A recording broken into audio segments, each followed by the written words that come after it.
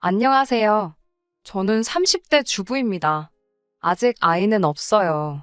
아직 젊으니까 일부러 가지려고 노력은 안 했는데 생각보다 임신이 안 돼서 걱정이었거든요. 그런데 이제 차라리 잘 됐다 싶네요. 아이가 있었으면 이런 결정을 내리기 쉽지 않았을 것 같아요. 저와 남편은 20대 후반의 지인의 소개로 만났어요. 당시 저는 대학교를 졸업한 뒤 학원에서 국어를 가르치는 학원 선생님이었는데, 원생 중 학부모 한 분의 소개로 지금의 남편을 만나게 되었습니다. 중소기업을 다니고 있던 남편은 무던한 성격에 까다롭지 않은 사람이었습니다. 사실 학부모가 소개해준 사람이라 거절도 못하고 부담스러운 마음에 예의상 몇 번 만나볼까 했던 건데, 막상 같이 시간을 보내보니까 성격도 잘 맞는 것 같고 느낌이 나쁘지 않았습니다. 그래서 만나다 보니 2년이란 시간이 훌쩍 지나갔고 자연스럽게 결혼 이야기까지 나오게 되었어요. 그 사이에 저는 작은 규모였지만 제 이름으로 된 학원도 하나 차렸습니다. 저는 남편에게 경력직으로 이직을 하거나 기술을 배우는 건 어떻겠지만 남편은 지금이 좋다며 내켜하지 않더라고요. 자기도 아이 낳고 하면 생각이 바뀌지 않겠나 싶어서 더 말은 안 했네요. 아무튼 그렇게 결혼을 계획하게 되면서 양가 식구들도 만나게 되었습니다.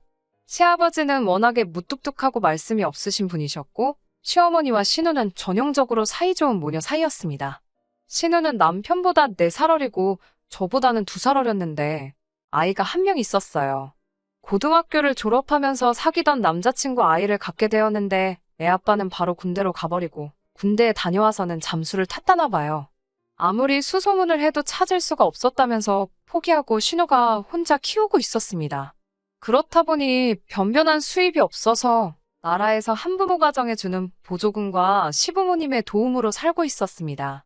집마다 사람마다 각자의 사정이 있는 거다 생각했고 그 부분에 있어서는 제가 왈가왈부할 게 아니었기에 크게 문제라고 생각하지 않았습니다.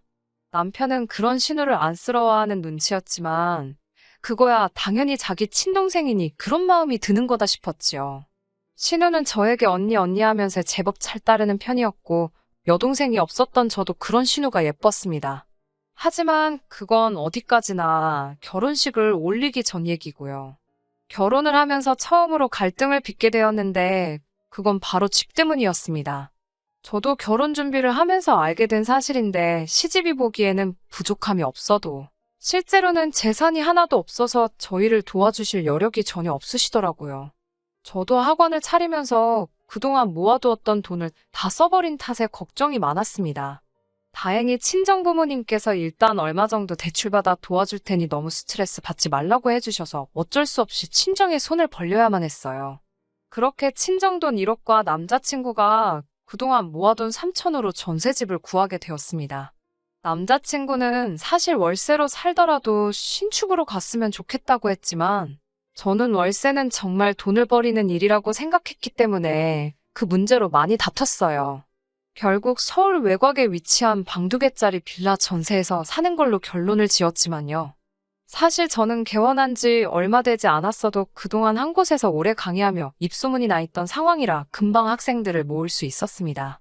그래서 벌이가 괜찮은 편이거든요. 반면에 제 남편인데 이렇게 이야기하긴 그렇지만 결혼 준비하면서 남편이 회사에서 곧 인사이동이 있을 건데 자기가 승진 대상인 것 같다고 그러면 지금 받는 돈보다 훨씬 많이 받게 될 거라고 자신만만하게 이야기하더라고요. 그래서 그 말을 믿고 이런저런 계획을 세웠는데 어쩌다 보니 다 틀어지고 어긋나더라고요. 그리고 상황이 그렇다 보니 졸지에 제 수입이 남편 수입을 추월해버렸고 그게 저는 기쁘지만은 않더라고요. 그런 와중에 남편이 계속 신혼인데 신축에서 새로운 마음으로 시작하자라거나 은행에 대출 갚고 이자 내는 거나 월세나 비슷하다고 우기면서 좀 힘들었습니다. 하지만 솔직히 파혼할 정도는 아니라고 생각했어요. 주변 친구들도 다 결혼 준비하면서 이 정도는 싸운다고 했고 저는 파혼하게 되면 주변 사람들이 절 어떻게 볼지 두렵기도 했거든요. 조금 다투더라도 결국 내가 이기면 되지 않겠나 그렇게 마음을 먹고 버텼던 거예요. 그런데 결혼 생활이라는 건 정말 두 사람만 괜찮다고 다 되는 게 아니더라고요. 자꾸 외부 요인으로 다투게 되니까 그게 힘들었어요. 특히 신우와 시어머니 때문에 많이 힘들었습니다. 시부모님과 신우는 지방에서 살고 있었는데 차로는 2시간이 넘는 거리였어요. 그런데도 불구하고 시부모님과 신우는 걸핏하면 저희 집에 오고 싶어 했습니다. 특히 저는 주말에 남편이랑 맛집도 가고 놀러도 다니고 싶은데 시부모님은 이런저런 핑계를 대시며 어떻게든 올라오려고 하셨어요. 처음에는 저도 거절하기가 어려워 그럼 오시라고 했지만 그것도 하루 이틀이지 몇 달을 그러시니 죽을 마시더라고요. 올라오실 때는 기차를 타고 오셨는데 그럼 저희가 역까지 모시러 가야 했습니다. 그리고 집에 가실 때는 태워다 달라고 하시는데 아무리 자식이라지만 제가 정신없이 바쁜 시험 기간에도 그러실 때는 정말 야속하더라고요. 시부모님이 저희 집에 오셔서 특별히 다른 일을 하시는 건 아니고 두 분이서 놀러도 가시고 그러셨기 때문에 그나마 참고 참았네요. 더 문제는 신우였습니다. 신우는 항상 그 6살짜리 애를 데리고 왔는데 그 애를 저희한테 맡겨놓고 놀러를 나가기 일쑤였어요. 처음에 한두 번은 나이 어린 신우가 맨날 집에서 애만 보고 얼마나 갑갑하겠나 싶어서 좋은 뜻으로 봐주고 했습니다. 그런데 정말 무슨 호의가 계속되니 우리를 호구로 아는 것도 아니고 언젠가부터 너무 당연하다는 듯이 자기는 약속 있다고 저희한테 애 맡겨놓고 혼자 홀랑 나가버리고 그러더라고요. 저라고 그런 신우를 상대로 머리를 안 써본 게 아닙니다. 한 번은 신우가 저희 집에 오전 11시쯤 왔는데 바로 친구랑 점심 먹고 무슨 유명한 카페에 가보기로 했다며 정말 조카만 소파에 앉혀놓고 다시 신발을 신더라고요. 그래서 저희도 약속이 있어서 나가야 한다고 하니까 같이 온 시어머니가 둘 다 나갔다 오라며 당신이 집에서 애를 보고 있겠다 하시는 거예요. 그런데 저희 집에는 제가 처녀 때부터 기르던 강아지가 한 마리 있거든요. 그리고 시어머니는 그 강아지를 너무너무 싫어하세요. 걸핏하면 갖다 버리라 하시고 저희 안 볼 때 몰래 현관문 열어놓으실 거라 그러고 그러다 보니까 시어머니가 그러지 않으실 걸 알면서도 차마 저 없는데 시어머니랑 조카만 있게 할 수가 없더라고요. 결국 그날 신우는 친구 만나러 가고 저는 결국 시부모님 모시고 조카 데리고 다 같이 시간을 보내야만 했습니다. 신혼인데 계속 이런 일이 반복되니 남편과 제 사이도 좋을 리가 없었고요. 사실 남편이 나서서 교통정리 좀 해주면 좋겠는데 자기가 나서면 일이 커진다면서 조만간 자기들이 지겨워서 나가 떨어질 테니 좀만 참고 버티자고 그러더라고요. 저도 솔직히 괜히 유세 떠는 것처럼 보일까봐 조심스럽기도 했고 날 추워지고 하면 그나마 덜 오시지 않겠나 싶기도 해서 참고 참았습니다. 그러다 결국 이 사단이 나버렸나 싶습니다. 진작에 신우를 못 오게 했으면 제 가정도 멀쩡했을까 싶은 생각도 들어요. 신우가 언젠가부터 아침 일찍 나가서 밤늦게 들어오거나 심지어 이튿날이 돼서 들어오기 시작했습니다. 학원이 단과 학원이다 보니 제가 주말에는 일이 없으니 저랑 남편이 번번이 집에서 조카를 봐야 했고 기약 없이 들어오지 않는 신우를 기다려야 하는 상황이 생기더라고요. 연락을 해도 지금은 전화를 받을 수 없습니다 같은 메시지만 달랑 오고 저로서는 걱정도 되고 화도 나고 갑갑하더라고요. 그래서 몇 번이고 남편한테 신우한테 연락 좀 하라고 그리고 이럴 거면 제발 못 오게 하라고 화를 냈어요. 남편은 그러면 또 알겠다고 대답은 잘하는데 실제로 달라진 건 없었습니다. 그리고 결국 신우가 며칠이 지나도록 안 들어오는 일이 발생했어요. 시부모님은 주말이 끝나기가 무섭게 당신들 집으로 돌아가신다 하시기에 일단 손녀딸도 데리고 가시라 하니 노인네 둘이서 애를 어떻게 보냐면서 신우 들어올 테니 저희더러 데리고 있으라고 하셨습니다. 제가 저나 남편이나 다 출근해야 하는데 어떻게 애를 데리고 있냐고 하자 시어머니는 그거야 젊은 사람들이 알아서 해야 하지 않겠냐고 그러시는 거예요. 제가 신우 걱정도 안 되시냐고 신우는 연락도 안 되고 어쩌면 좋냐고 하니 다 큰애가 뭐가 걱정이냐 하시는데 뭔가 쎄한 느낌이 들었어요. 왠지 나 빼고 온 가족이 다 걱정이 없는 느낌이랄까요. 결국 얼떨결에 조카를 봐주게 되었는데 애랑 강아지만 집에 두고 도저히 출근을 할 수가 없었습니다. 남편은 6살이면 다 큰 거라고 그냥 두고 가라는데 그러다 무슨 일이라도 생기면 그 원망을 내가 어떻게 다 감당하나 싶어서 어쩔 수 없이 학원에 데리고 갔습니다. 그래도 다행히 제가 혼자 하는 학원이고 학생들도 어린 조카를 귀여워해 주었지만 언제까지 이럴 수도 없는 노릇이었어요. 학부모들이 그 사실을 알고 혹시 수업에 지장이라도 있을 거라 생각하면 학원 평판에도 문제가 생길 테니까요. 결국 신우가 돌아오지 않은 지도 사흘 정도 지났을 무렵 제가 남편한테 신우가 어딨는지 정말 모르냐고 하니까 자긴 모른다고 딱 잡아떼길래 그럼 경찰에 실종신고부터 하자고 하니까 경찰서에 가봤자 한두 살 먹은 애도 아니고 그냥 가출신고로 접수나 될 거라면서 저보고 제발 일 복잡하게 만들지 말고 좀만 기다리라고 그러더군요. 알아보니까 저 혼자서는 자격미달로 신고도 할 수 없었고요.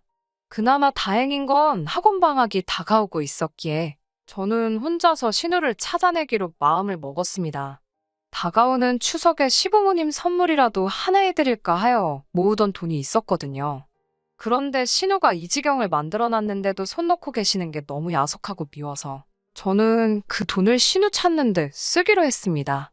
그리고는 심부름센터에 가서 신우를 찾아달라고 했어요. 그리고 정말 걱정한 게 우스울 만큼 하루도 걸리지 않아서 신우를 찾아내더라고요. 신우는 저희 집에서도 멀지 않은 곳에서 머무르고 있었습니다. 찾아준 사람들 말에 의하면 남자랑 같이 있는 것 같다는데 황당하고 괘씸하더라고요. 아무리 남자가 좋아도 그렇지 어떻게 엄마란 사람이 애를 다른 사람 손에 맡기고 그러고 다닐 수가 있지 싶은 거예요. 저는 남편에게 당장 이 소식을 알려야만 했습니다. 그런데 정작 남편은 제 이야기를 듣고도 그다지 크게 놀라는 기색이 없었어요. 설마 알고 있었어? 라고 물으니 뭐 동생 일이니까 오빠가 그 정도는 알고 있었지라면서 말끝을 흐리는 거예요. 그래서 제가 어이가 없어서 어떻게 그런데 나한테는 한마디 말도 안 할 수가 있어? 라고 물었습니다. 그러자 말했으면 당신이 가만히 있었겠냐고 오히려 되묻더라고요. 그래도 이렇게 막무가내로 나한테 애까지 맡겨놓고 그러는 건 아니지 않냐니까. 너가 출근하는 것도 아니잖아. 이러는 거예요. 그래서 뭐라고? 나도 일하거든. 나는 출근 정도가 아니고 내 사업장 대표라고. 소리를 치니까 남편이 그거 혼자 애들 좀 가르치는 걸로 너무 어깨 힘주는 거 아니야? 라면서 갑자기 사람을 이상한 쪽으로 몰아가더라고요. 저는 신우를 가지고 남편이랑 말 섞어서 좋을 게 없겠다 싶어서 시부모님께 전화를 드렸습니다. 시부모님께 지금 어떤 상황인지 전화를 드리니 시어머니는 오히려 저에게 너는 어떻게 신우 뒷조사를 할 수 있냐면서 그건 신우를 모욕하는 일이라고 참 경우가 없다면서 혀를 차시더라고요. 그 말 수 없던 시아버지도 사람마다 각자 사정이 있는 건데 윗사람으로서 좀 기다려줬으면 좋겠지 않겠냐고 되물으시고요. 저는 어이가 없어서 다들 신우가 어떤 남자랑 있느라 며칠째 집에도 안 오고 있는데 그런 건 아무 신경도 안 쓰이시냐고 물었습니다. 시어머니는 저더러 별걸 다 참견한다면서 다 알고 있었으니까 가만히 있었지 라며 소리를 빽 지르시더군요. 저는 순간 내가 지금 뭘 들은 거지 싶었습니다. 그러니까 나만 빼고 다들 신우가 어디서 뭐하고 다니는지 알고 있었으면서 나한테 애까지 맡겨놓고 모르는 척 했다는 건가? 정말 사람을 바보 취급해도 정도가 있지라는 생각이 들자 정말 속된 말로 머리가 돌아버릴 것 같더군요. 저는 제가 행여나 죄 없는 어린애한테 화풀이하게 될까봐 걱정이 돼서 시어머니한테 이제 더는 못 봐주겠으니까 당장 애 데리고 가라고 했습니다. 그러자 시어머니는 그럼 어디 저기 보육원 같은 데다 일단 맡겨놔라. 지 엄마가 돈 벌어서 찾으러 가게 그러더군요. 그 말 듣고 솔직히 이혼을 결심한 거나 마찬가지입니다. 어떻게 할머니란 사람 입에서 저런 소리가 나올 수 있나요? 설령 신우가 진짜로 자기 딸을 보육원에 맡길지라도 차마 제가 조카를 그곳에 데려다 놓을 순 없었습니다. 그렇다고 제가 계속 조카를 봐주고 싶지도 않았고요. 저는 결국 신우가 남자랑 같이 있다는 그 집에 조카를 데리고 갔습니다. 그 집 앞에서 잠복하다시피 몇 시간을 차 안에 있었습니다. 그나마 얌전한 조카도 차 안에만 있는 게 지겨웠는지 고모, 엄마 언제 와? 이러면서 저한테 칭얼대더라고요. 그런데 오늘은 글렀나 싶어서 집에 가려는 그때였습니다. 옷을 무슨 새내기 대학생 마냥 차려입은 신우가 어떤 남자 팔에 팔짱을 꼭 끼고 골목을 돌아서 나오더라고요. 보는데 황당하고 어이가 없었습니다. 제가 조카를 데리고 차에서 내리면서 맞은편에서 오던 신우와 눈이 마주쳤어요. 그러자 신우가 화들짝 놀라며 발걸음을 돌리려고 하더라고요. 제가 신우 이름을 불렀지만 신우가 못 들은 척을 하더라고요. 그렇지만 조카가 신우를 봤는지 엄마 하면서 달려가더라고요.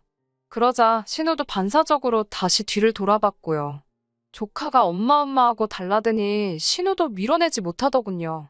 신우 옆에 있던 남자는 무슨 상황인지 갈피를 잡지 못하고 혼란스러운 얼굴을 하고 있었습니다. 제가 그 남자에게 안녕하세요. 저희 신우 친구분이세요?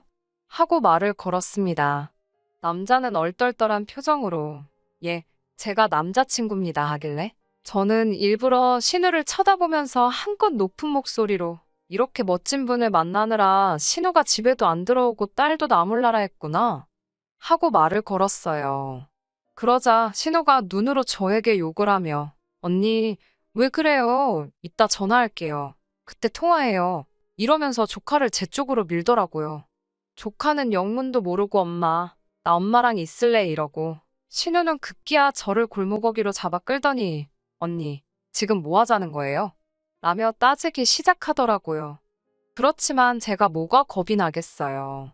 저는 당당하면 저 남자 앞에서 얘기하라며 신우 팔을 뿌리치고 다시 그 남자한테 가서 조카를 들이밀었습니다.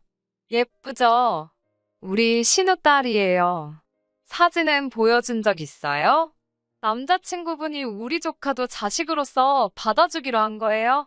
정말 대단하신 분이다. 라고 아주 갖은 오바를 다 떨면서 신우 남자친구라는 사람에게 말을 걸었습니다. 그러자 신우가 진짜 왜 그러냐고 소리치면서 닭똥 같은 눈물을 흘리더군요. 남자가 잠깐 아무 말도 없더니 신우한테 너 결혼했었어? 이러는 거예요. 신우가 결혼한 건 아닌데 라면서 말끝을 흐리니까 남자가 다시 그럼 얘는 네 딸은 맞는 거야? 이러더라고요. 그러니까 신우가 내 딸 맞다고 미리 말 못해서 미안하다 사과를 하고 있으니 남자가 신우한테 진짜 어이없다며 비웃음을 날리더니 너 진짜 인생 그렇게 살지 말라고 뭐라 하더라고요. 어떻게 엄마라는 여자가 애도 숨기면서 남자를 만나냐고. 너 같은 여자는 트럭으로 줘도 싫다면서 남자가 아주 질색을 하고 떠나더라고요. 신우는 당장이라도 제 뺨을 칠 기세로 씩씩거리면서 내가 널 가만둘 것 같냐고 하길래 너야말로 내가 널 이쯤에서 가만둘 것 같냐고 받아쳤습니다. 그 길로 신우 품에 조카 줘버리고 집에 오니 벌써 남편은 신우한테 들었는지 아주 얼굴이 벌개져서 벼르고 있었다는 표정이더라고요.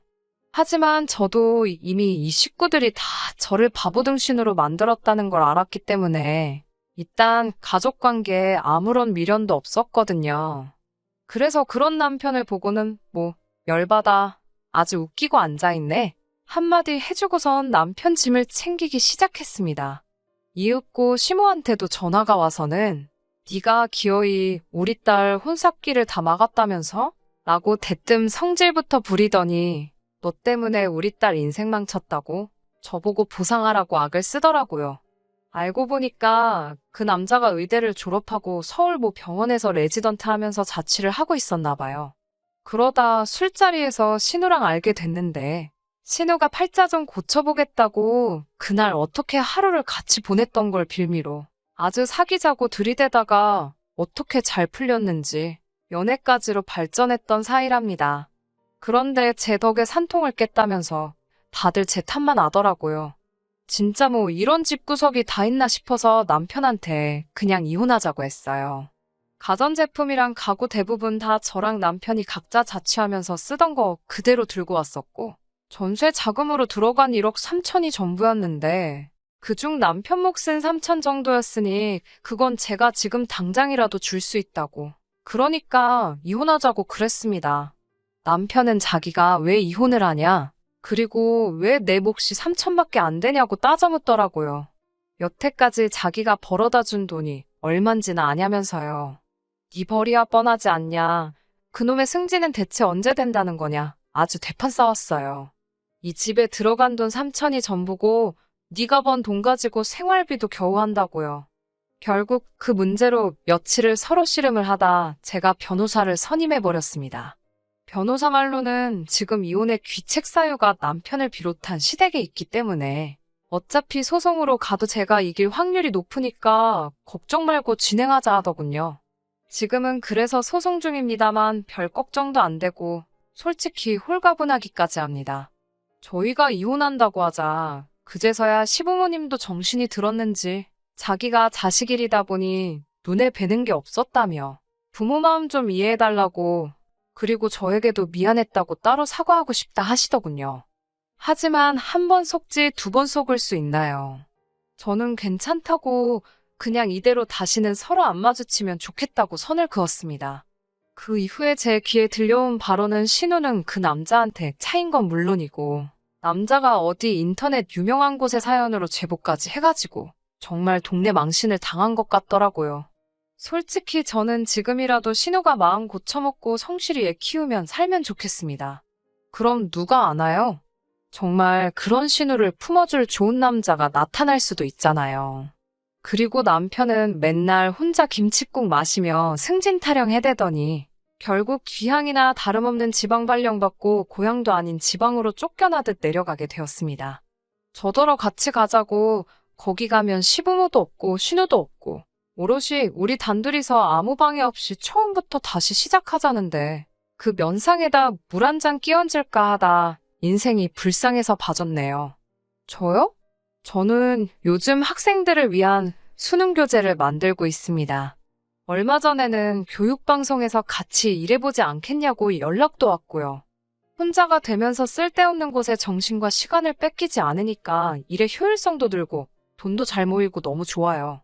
이혼이라는 결정을 내리게 된 것에 한 점 후회가 없습니다. 한동안은 일에만 몰두하며 살아보려고 해요. 끝까지 들어주셔서 감사합니다. 오늘의 사연은 여기까지입니다.